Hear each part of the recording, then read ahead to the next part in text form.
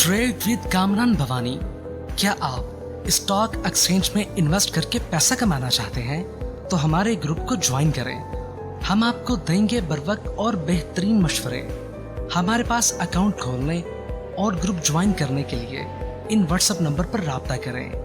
कामरान मेमन भवानी 0345 826 4499। बिस्मिल्लाहिर्रहमानिर्रहीम। अस्सलाम वालेकुम मेंबर्स, मैं कामरान मेमन भवानी, आप देख रहे हैं यूट्यूब का चैनल जिसका क्लेम या ब्लेम नहीं है।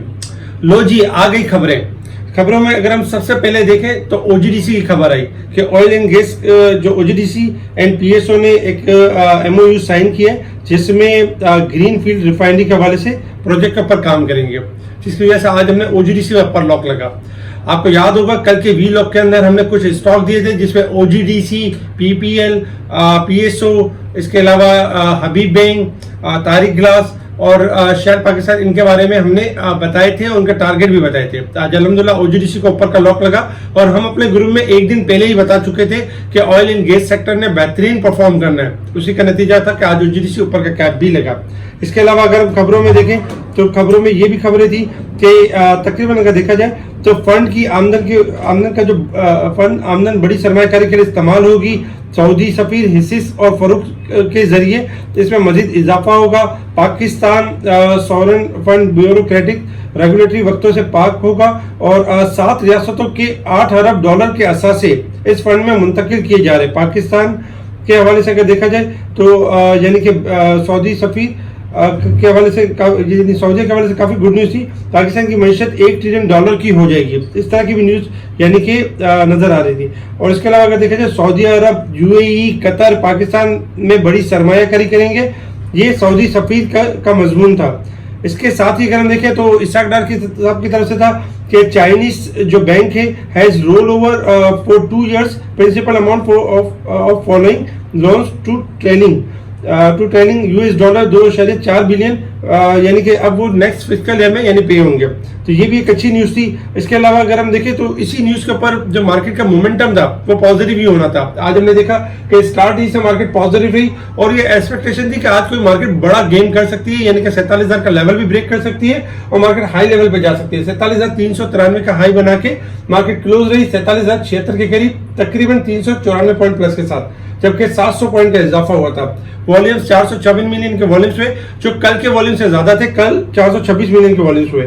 इसके अलावा अगर हम देखें तो टॉप वॉल्यूम लीडर में WTL, K electric, OGDC, Hascol, PPL top volume leader है। टॉप गेनर्स में refinements, Nestle, Mahmood textile top gainer है। टॉप डिक्लाइनर में देखा जाए तो FASM, Pak tobacco, cements top decliner रहे।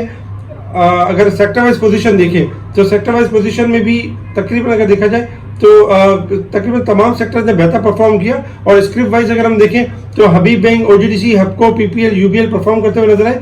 और जबकि डिक्लाइन साइड पर देखें तो सिस्टम, ईफर्ड, एंग्रो, दाऊद हरकुल, इनमें हमने यानी कि गिरावट देखी।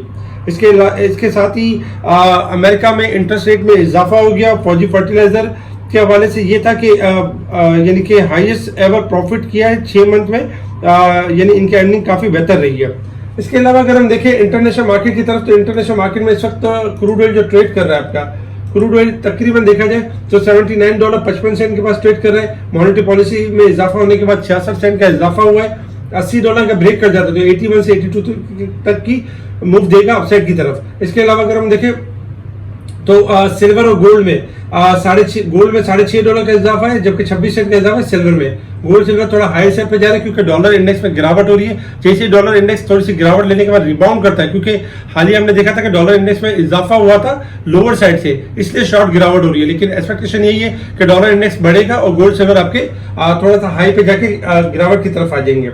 टेक्निकल चार्ट के हिसाब से रेजिस्टेंस लेवल और सपोर्ट लेवल आपके स्क्रीन के ऊपर है, जिसमें रेजिस्टेंस लेवल 47,425 रेजिस्टेंस लेवल है, 46,901 हमारा सपोर्ट लेवल होगा। इंडेक्स वीकली बेसिस पे 512 पॉइंट ओवरबॉट के साथ क्लोज आए जबकि साल के हिसाब से देखें तो 4380 पॉइंट मार्केट हाईली ओवरबोट है। ये फिगर बहुत ज्यादा ओवरबोट है, इसीलिए आपको रिकमेंड किया जाता है कि स्टॉप लॉस जरूर यूज करें। और अब इस तरह ट्रेडिंग ना करें कि जो स्टॉक हायर पे जा रहा हो आप बढ़ चढ़कर अग्रेसिव ले रहे हो। जिसके फंडामेंटल अच्छे हो, जो डिविडेंड बोनस देने वाले स्टॉक हो, उनमें आप बाइंग कर सकते हैं। अदरवाइज जो स्टॉक बहुत ज्यादा बढ़ गए तो उनमें बड़ी क्वांटिटी ना ले, क्योंकि जब मार्केट अगर रिवर्स होगी, ये 4380 पॉइंट जब करेक्ट करने पर आएगी तो स्टॉक आपके हाथ में रह जाएंगे और हाई प्राइस वाले स्टॉक आपके हाथ में रह जाएंगे। तो कोशिश ये करनी कि स्टॉप लॉस के साथ ट्रेडिंग करनी है।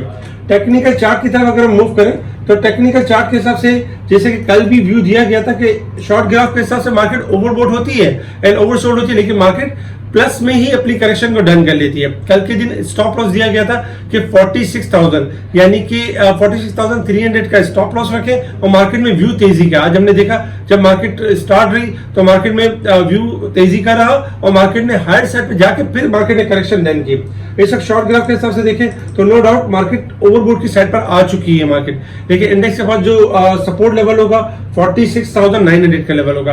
अगर स्टॉप लॉस होगा, अगर 46,900 मार्केट ब्रेक करती है तो करेक्शन कंटिन्यू होगी और मार्केट में अच्छी तकरीबन 500 से 1000 पॉइंट की भी करेक्शन हो सकती है अगर 46,900 का लेवल मार्केट ब्रेक करती है। लेकिन अगर मार्केट 46,900 का लेवल ब्रेक नहीं करती, जो कि स्टॉप लॉस है, तो मार्केट आपकी रेंज बाउंड रह सकती है 47,000 से लेकर 47,300 तक, क्योंकि 400 जो है वो रेजिस्टेंस लेवल है। आपने करना यही है कि मार्केट की जो मूव को यही समझ रहे हैं, मार्केट आपकी डिप पर आती है तो 46,900 का स्टॉप लॉस रखें और उन स्टॉक में बाय करें जिनमें पोटेंशियल है अपसाइड का, जो ऊपर की तरफ जा सकते हैं। अदरवाइज मार्केट आपकी 46,900 का लेवल ब्रेक करे तो जो भी स्टॉक हो आपका, जितना भी प्रॉफिट दे रहा हो या थोड़ा सा लॉस दे रहा हो, उसको एग्जिट कर ले, फिर उसको बाइंग ना करें डिप पर। इस वक्त मार्केट ओवरबोट की साइड पर यानी आ चुकी है, 46,900 हमारा स्टॉप लॉस है। डे के चार्ट के ऊपर अगर हम देखें, नो डाउट मार्केट ने बेहतरीन क्लोजिंग दी है, पॉजिटिव क्लोजिंग दी है, लेकिन मार्केट की जो क्लोजिंग है इसमें अब मार्केट के लिए मंडे वाले दिन ये होगा क्योंकि लास्ट डे होगा मंथ क्लोजिंग। उस हिसाब से अगर हम देखें तो बहुत सारे स्टॉक 30-30 रुपए, 40-40 रुपए, 10-10 रुपए बढ़ चुके हैं, तो वो एवरेज पे क्लोज हो सकते हैं। हाई और लो के हिसाब से एवरेज पे क्लोज हो सकते हैं। तो आपने करना ही कि मंडे वाले दिन बहुत एहतियात से ट्रेडिंग करनी है। 47,400 रेजिस्टेंस लेवल है, उससे ऊपर क्लोजिंग आती है तो तेजी का तसलसल जारी रहेगा। अदरवाइज 46,900 ब्रेक करने के बाद करेक्शन हम देख सकते हैं मार्केट के अंदर। वीकली बेसिस पे अगर हम देखें तो वीकली बेसिस पे भी मार्केट पॉजिटिव जो बुलिश ट्रेंड की तरफ है, मार्केट उसको फॉलो कर रही है और अपसाइड की तरफ जा रही है। नेक्स्ट टारगेट हो सकता है मार्केट का 47,500 से लेके 48,000 हो सकता है, लेकिन 46,900 आपने स्टॉप लॉस याद रखना है। इसके अलावा अगर देखें तो स्टॉक जो बेहतर है, जो अब भी वर्क कर सकते हैं, ओजीडीसी में अब भी जगह है जो 100 रुपए से 105 रुपए तक जा सकते हैं, लेकिन साथ साथ अगर डिप आती है तो फिर गिरावट पे आपने स्लोली ग्रेजुअली बाय करना है। ओजीडीसी बेहतर है, पीपीएल में अब भी गुंजाइश मौजूद है कि पीपीएल 95 से 100 तक मूव कर सकता है अपसाइड की तरफ। गिरावट आती है तो बाय ऑन डिप की स्ट्रेटेजी के ऊपर रहना है। शेल पाकिस्तान थोड़ी सी गिरावट लेगा 145 से लेकर 140 की तरफ, फिर दोबारा इसमें रैली बनेगी। जबकि अगर हबीब बैंक को देखा जाए तो हबीब बैंक के अंदर डिविडेंड नो डाउट कम दिया है, लेकिन हबीब बैंक के अंदर एक बायबैक की स्टोरी थी और हबीब बैंक अगर हम टेक्निकली देखें तो इसमें मोमेंटम बनता है कि हबीब बैंक यानी कि 95 से 100 तक यानी मूव करना चाहिए अपसाइड की तरफ। तारिक ग्लास फंडामेंटल बहुत स्ट्रॉन्ग शेयर है और तारिक ग्लास आपका तकरीबन देखा जाए तो 90 से 100 तक यानी मूव कर सकता है अपसाइड की तरफ। छोटे स्क्रीन में एजीएल में प्रॉफिट टेकिंग कॉल दी गई, आज हायर साइड से प्रॉफिट टेकिंग आई। जबकि देखा जाए तो बाकी स्टॉक्स में भी यानी कि थोड़ी थोड़ी प्रॉफिट टेकिंग हमने हायर साइड से देखी, जिसमें टेक्नोलॉजी भी था, जिसमें सीमेंट सेक्टर भी था और जिसमें दूसरे स्टॉक भी थे। यूनिटी में हाईली ओवरबोट चल रहा था, इस वजह से हमने गिरावट देखी और लास्ट जो 3 दिन से 27 का लेवल ब्रेक नहीं कर पा रहा था, लेवल ब्रेक हो गया। एक्सपेक्टेशन है कि जो मंडे वाले दिन मजीद इसमें थोड़ी करेक्शन आ सकती है। 25-50 इंपॉर्टेंट लेवल है, अगर ये ब्रेक होगा तो मंदी स्टार्ट होगी। स्पेशल ग्रुप में हम timely buy call, sell call और इन चीजों को हाईलाइट कर रहे होते हैं, अच्छे स्टॉक्स बता रहे होते हैं, जो स्टॉक बढ़ने वाले होते हैं, जिनमें लॉन्ग अच्छी रैली होती है, उसको हाईलाइट किया जा रहा होता है। जैसे कि पीपीएल, ओजीडीसी रिकमेंड किया गया, अल्हम्दुलिल्लाह उनके टारगेट्स अचीव है। मंडे वाले दिन मॉनेटरी पॉलिसी भी है, ये आखिरी एक तरह से एक कह सकते हैं तलवार है, एक यानी कि हर्डल है, एक बड़ा हर्डल है। जैसे करिए बड़ा हर्डल भी क्लियर हो जाता है तो मार्केट के लिए एक अच्छा यानी कि मोमेंटम होगा, क्योंकि मॉनेटरी पॉलिसी में अगर देखा जाए 50% ये एक्सपेक्टेशन है कि इजाफा हो सकता है इंटरेस्ट रेट का, 1 से 2% का इजाफा हो सकता है, और 50% का मानना ये भी है कि इजाफा नहीं हो सकता। लेकिन चूंकि अकॉर्डिंग टू IMF के हवाले से अगर हम देखें तो इजाफा एक्सपेक्टेशन है, क्योंकि 23% तक यानी 1% का इजाफा हो सकता है। लेकिन चूंकि मार्केट हमारी इन चीजों को डिस्काउंट कर रही है, और हमेशा याद रखें जब कभी भी रूमर्स होती है तो मार्केट चल रही होती है, जैसे न्यूज आ जाती है तो मार्केट के अंदर फिर उसका प्रेशर आता है। तो पॉसिबिलिटी ये है कि अगर 1% का इजाफा होता है तो स्लाइटली करेक्शन आ सकती है उन सेक्टर्स के ऊपर जो हाईली लिवरेज होते हैं। तो एहतियात के साथ मार्केट का इंडेक्स भी हाई है और स्टॉक के प्राइस भी हाई है, और मंथ का लास्ट डे भी है, क्लोजिंग डे भी है, और इन सब चीजों को मद्देनजर रखते हुए स्टॉप लॉस को फॉलो करना है 46,900 को। ठीक है जी, शुक्रिया। कामा मेमन भावानी, अल्लाह हाफिज।